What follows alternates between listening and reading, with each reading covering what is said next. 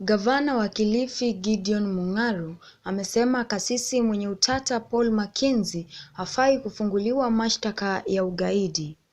Mung'aro alipokuwa akizungumza Alhamisi alisema anapinga mashtaka kama hayo kwani watafanya ionekane kama Kilifi ni eneo la ugaidi. Nikinukuu maneno ambayo Mung'aro alisema, "Sitaki watu wauite ugaidi kwa sababu mara tulipofanya hadithi hiyo sasa imevutia ulimwengu, pengine inaweza kuipaka Kilifi kama eneo la kigaidi."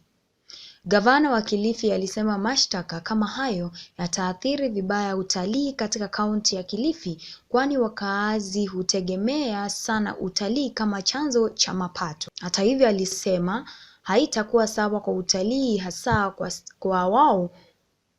kwa wao wanaotegemea utalii.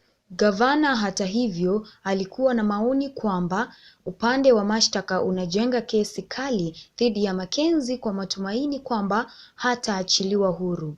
Alisema hayo baada ya waziri wa usalama wa ndani Kithure Kindiki kupendekeza kwamba vyombo vya mashtaka na uchunguzi vinapaswa kumfungulia mashtaka kasisi Paul Mackenzie kwa tuhuma za ugaidi na mauaji ya halaiki.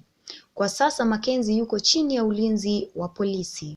Mchungaji huyo mwenye utata anadaiwa kuwahadaa waumini wake kufunga hadi kifo kwa matumaini kwamba watakutana na Yesu.